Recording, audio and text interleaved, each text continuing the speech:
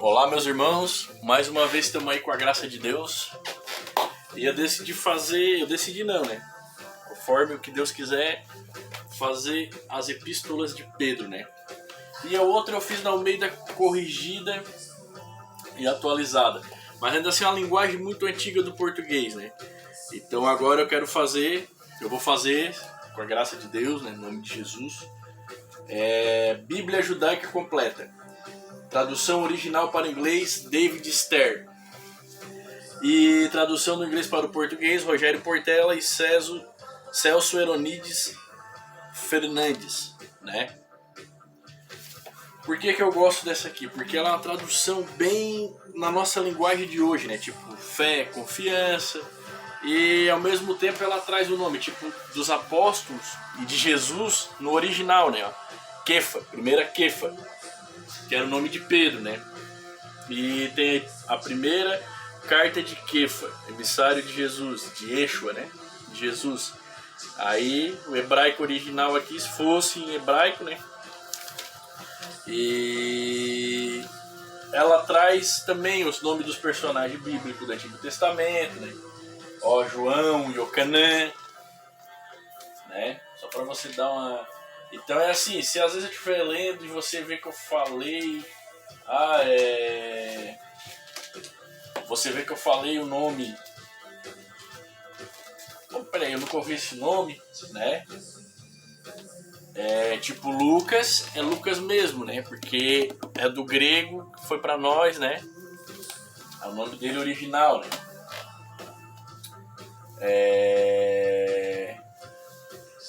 Então é assim, se você ver eu falar Yeshua, Iocanã, que é João, mas sempre que eu lembrar, eu não vou falar, tipo aqui, ó, que nem Pedro começa, de Kefa, emissário de Yeshua, o Messias, né? Aí no grego, como eu falei pra vocês, que é o meio da Ferreira traduzido, aí vai vir de Pedro, emissário de Jesus Cristo, sendo que Jesus Cristo é Jesus o Messias, ou Jesus ungido, o enviado. Aí aqui, quando eu ler Kefa, que eu lembrar que é Pedro, eu vou falar. Quando eu ler Jesus, mas às vezes eu posso ler direto ali e me esquecer. Mas o que é importante? O importante é que ela é a nossa linguagem bem atual, né? Ela não é aqueles cabeçalhos, ela é a carta como ela foi escrita. Entendeu? Por isso que eu gosto dessa tradução. Ela é quase igual à nova versão internacional que eu tenho no celular. Eu só não estou usando porque eu uso o celular para filmar, né? Senão eu estaria lendo no celular. Mas então nós vamos fazer epístolas de Pedro, que eu senti pela graça de Deus, acordei assim, vou fazer essa carta. Eu tava lendo ela num dia e eu vou fazer essa carta. Talvez seja mais essa, ou talvez tenha mais e depois eu volte só com os versículos. Mas vamos ver o que Deus encaminha aqui, né? Porque Ele não precisa de nós precisamos dele. Som de Rodolfo aí, ó. E no nome de Jesus, se Deus quiser, vamos ver o que Deus fala para nós. Não preparei nada, só vou fazer ela, capítulo por capítulo. Então você acompanha aí na Bíblia que você tiver, né? Ou no seu Android, ou iPhone, né? Sei lá. Ou na tradução que você tiver, que Deus dá um entendimento. Então, a primeira carta de Pedro. Hoje a gente vai fazer Pedro, capítulo 1. A primeira epístola, tem duas, né? De Pedro, emissário de Jesus, o Messias, o Cristo, para o povo eleito de Deus que vive como estrangeiro na diáspora, no Ponto, na Galácia, Capadócia, província da Ásia e Bitina, e escolhidos de acordo com o pré-conhecimento de Deus Pai, e separados pelo Espírito, para a obediência a Jesus, o Messias, e a aspersão de seu sangue. Separado por Jesus e pelo Espírito de Cristo. Não é separado porque você foi lá e o cara disse, não, isso aí já serve. Não. Se não foi ele, meu irmão, sai fora. Graça e paz sejam de vocês em plena medida. Só parando aqui, porque eu vi esses dias, me mandaram um vídeo, né? Nada contra. Até tem uma passagem que fala, não dê ouvido para essas velhas caducas. Que Jesus está voltando, como se fosse uma ameaça. Meus irmãos, se Jesus está voltando, amém. Que bênção que vai ser. Tá? É claro que vai ser dia de mudança, entende? Não vai ser um dia para nós carnais, né? Mas para quem tem Cristo, meu irmão, amém, que Jesus volte de uma vez. E para quem não tem também, amém, pois todos nós aguardamos isso. Que bom, que benção, tomara. Bendito seja Deus, Pai de nosso Senhor Jesus. Versículo 3.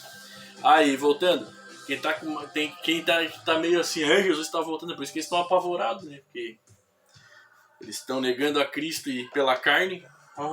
Jesus está voltando. Ai, meu Deus. E eu não estou cumprindo os 10 mandamentos. Daí tem que tá blasfemando contra Deus, né? Mas vamos lá, versículo 3. Bendito seja Deus, Pai de nosso Senhor Jesus, o Messias, que manteve sua grande misericórdia e nos fez, mediante a ressurreição de Jesus, o Messias, dentre os mortos, nascer outra vez para uma viva esperança, para uma herança que não pode deteriorar-se, estragar ou desaparecer gradualmente, mantida em segurança no céu para vocês. Enquanto isso, por meio da confiança, a fé, né, na tradução do João Ferreira, enquanto isso, por meio da confiança, não é, tem que ter fé, não, tem que ter confiança, que é Jesus que está fazendo, entendeu? Não vem nada de você, você só confia. Vocês são protegidos pelo poder de Deus para a libertação prestes a ser revelada no último tempo. Regozijem-se nisso, ainda que por um curto período vocês devam ser afligidos por várias provações. Até mesmo o ouro passa pelo teste de autenticidade através do fogo. O propósito dessas provações é que o caráter genuíno da confiança de vocês, da fé, muito mais valioso do que o ouro perecível, seja considerado digno de louvor, glória e honra, quando da revelação de Jesus, o Messias, quando ele voltar. Tomara que ele volte. Não é... Sem o terem visto, vocês o amam. Versículo 8. Sem vê-lo agora, mas confiando nele, permanecem cheios de júbilo com glória que ultrapassa as palavras. E vocês estão recebendo o alvo da sua confiança, da sua fé, da sua confiança, isto é, sua libertação. Os profetas que falaram a respeito desse presente da libertação que havia de alcançar vocês ponderaram e inquiriram diligentemente a respeito dela. Eles estavam tentando descobrir o tempo e as circunstâncias a respeito das quais o Espírito do Messias que agia neles fazia referência ao predizer os sofrimentos do Messias e as coisas gloriosas que aconteceriam a seguir. Pois foi-lhes revelado que seu ministério, enquanto falava a respeito desses assuntos, não era para benefício próprio, mas para o benefício de vocês. Tudo que foi escrito era para benefício de vocês. E essas mesmas coisas lhe foram agora anunciadas por aqueles que comunicaram as boas novas por intermédio do Espírito Santo enviado do céu. Até mesmo os anjos desejam observá-las, entendê-las, né? Portanto, preparem sua mente para o trabalho de Cristo, mantenham-se sob o controle e fixem sua presença totalmente no presente que vocês receberão quando Jesus, o Messias, for revelado, ou seja, quando ele vier.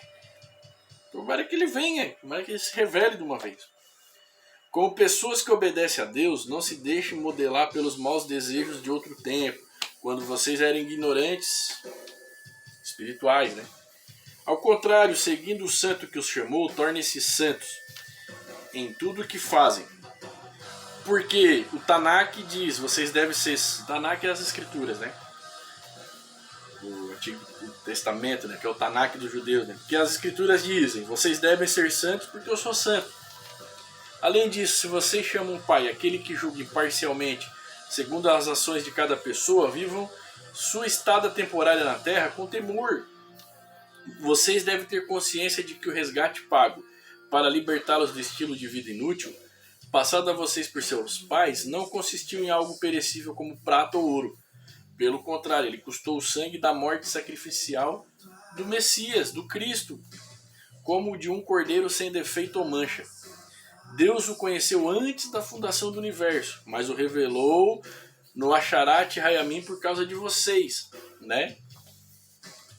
Por meio dele, vocês confiam em Deus que o ressuscitou dentre os mortos e lhe deu glória, de modo que sua confiança e esperança estão em Deus.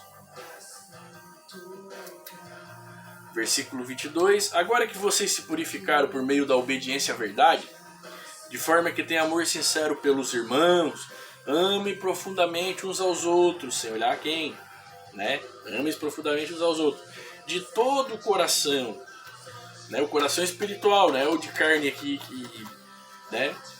Colesterol e diabetes, não é o de carne, no sentido espiritual.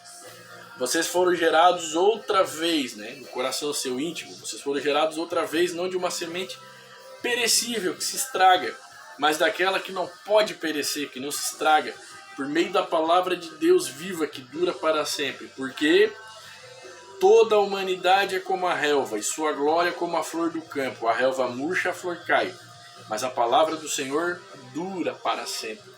Além do mais, esta palavra são as boas novas que lhes foram anunciadas. Viu, meus irmãos? Então, o que Pedro está falando aqui nesse primeiro capítulo, né? Ele está... aqui ele escreveu para o pessoal, a segunda é que ele já vai para todos, né? Que é meio que a despedida, para todos que conhecem Jesus. Essa primeira ele mandou mais ali para o pessoal da diáspora, né? Que era a região do Ponto, da Galácia, da Capadócia, da Ásia e da Bitínia, né? É quase para todo mundo também.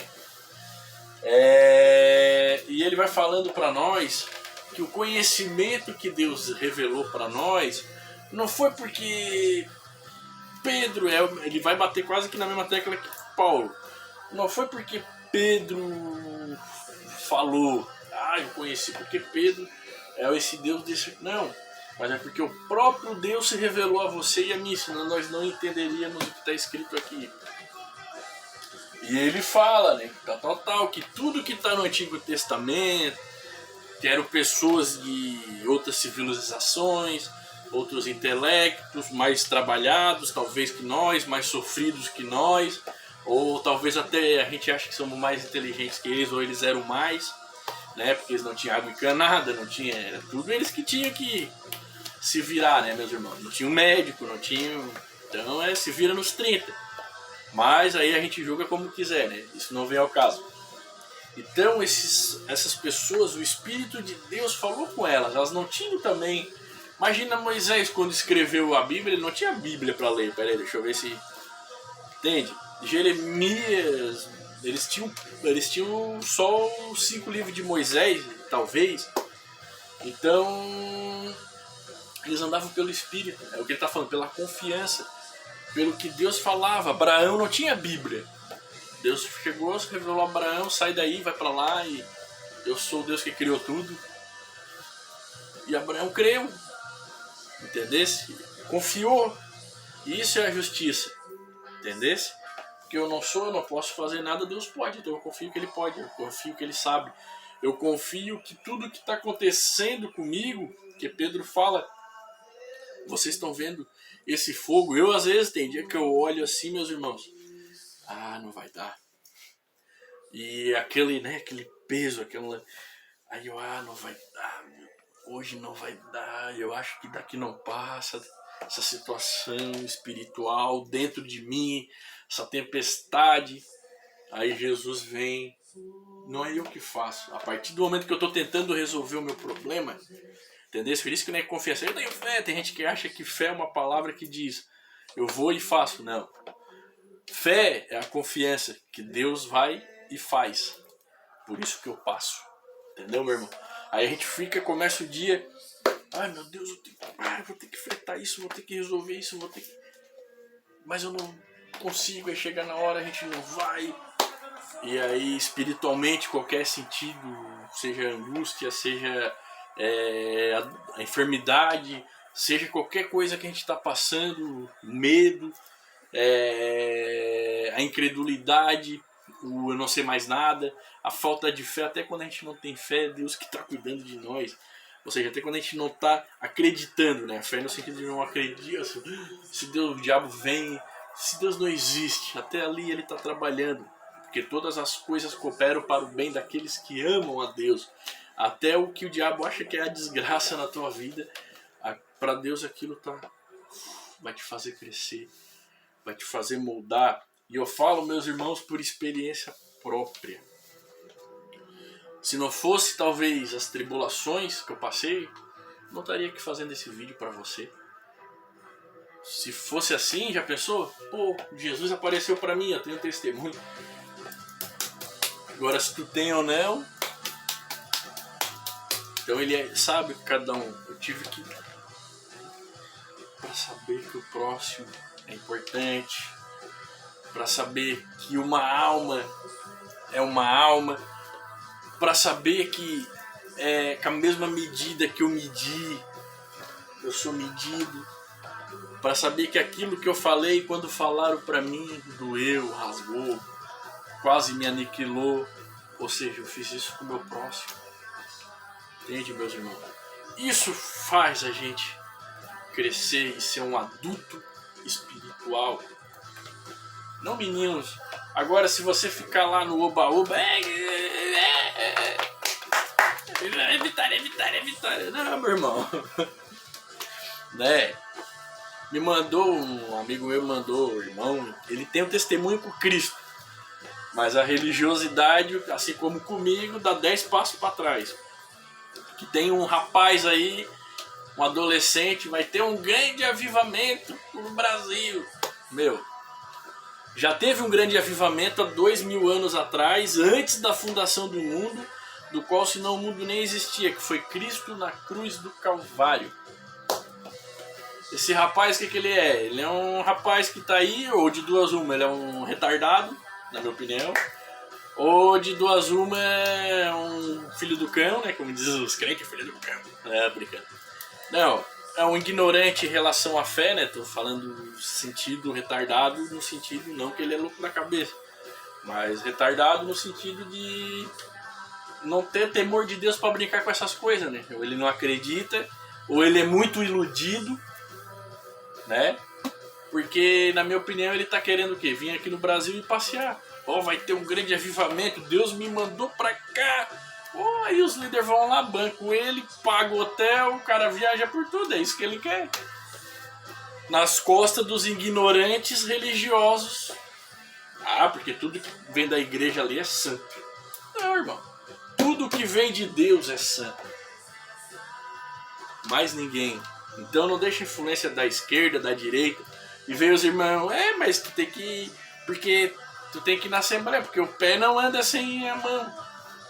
Tem que ir lá na Batista, não, meus irmãos. O pé e a mão são o pé e a mão de Cristo. Você não é o pé e a mão dos outros. Tá entendendo, irmão? Você é o pé e a mão de Cristo. E o que é os seus, ele sabe onde tá. Aqui, ó, que nem seus dedos. Ele sabe onde tá. Agora você tem que se reunir com os seus.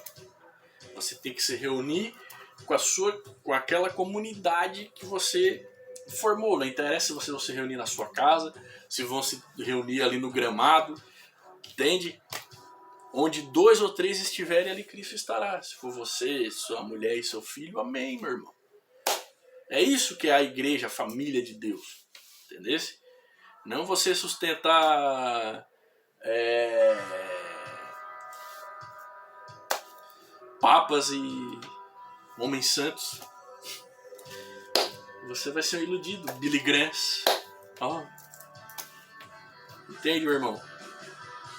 Assim, ó, você tem que entender assim, ó. Quem faz é Deus. É isso que Pedro tá falando. Ó, que ele fala aqui, ó.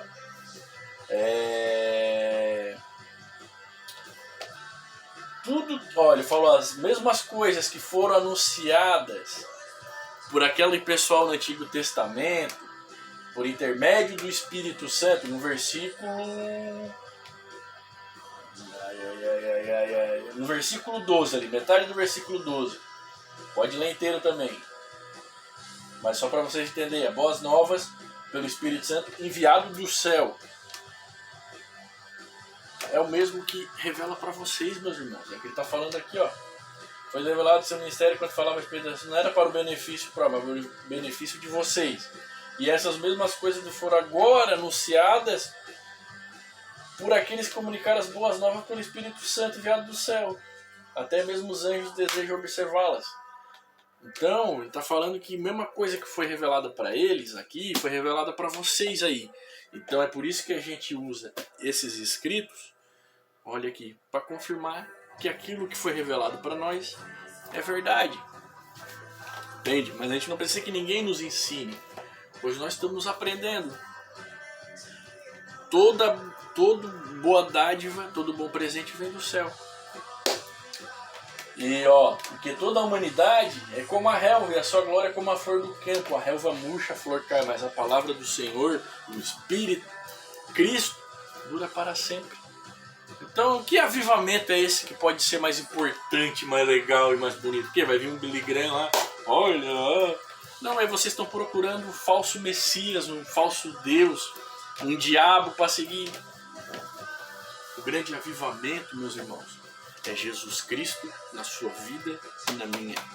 Esse é o avivamento. Esse é o vida. Amém. Avivamento. As nações, Brasil, qualquer outra, só vão de mal a pior, meus irmãos. Não se iluda. A nossa pátria não é desse mundo. Nós aguardamos novos céus e nova terra. Daqui nós não esperamos nada. Entende? A única coisa aqui é as coisas que nós não vemos, que as que vemos são passageiras, que é o amor, entende? Ajudar o próximo. Essas são as coisas que duram para sempre. Você ir na igreja, isso aí não vai fazer diferença. Você acha que Deus está lá vendo você pular, virar pirueta? O que você está fazendo demais? Não precisa de bobos da corte, tá? Se você quiser adorar a Deus, você adora na sua casa, não precisa mostrar para os outros. Jesus falou isso, não seja como os fariseus religiosos lá da época dele, hipócritas, fazem longas orações para serem vistos. Ou como aquele que Jesus comparou, que chegou no templo, eu dou o dízimo, eu frequento aqui, nossa, comecei outra aí, E o outro, meu Deus, não olhava nem para o céu. Perdoa porque eu sou pecado. Esse é o justo. E o justo só pode viver pela fé, não por ir à igreja. Não por lamber o saco de rico. Não. O justo, não porque ele está esperando que a situação econômica melhore. Não. Porque o justo só pode viver pela confiança naquele que o justifica. Cristo, Jesus. Então, que avivamento? O que é que tem de tão importante para você e para mim? Não tem nada, além do amor de Jesus, o amor de Deus, o Pai, que está em Cristo Jesus, nosso Senhor. Então, esse é o primeiro capítulo. Que Deus os abençoe no nome de Jesus. Amém. Não deixa de reunir quem é a sua família em Cristo, né? Não interessa se são mulheres, seus filhos, se você tem 2 ou 3 amigos, ou um casal amigo de você. Faça a ceia do Senhor vocês. Deus já deu todo o poder no céu e na terra para vocês. Para mim e para você. Deus os abençoe. No nome de Jesus. Amém.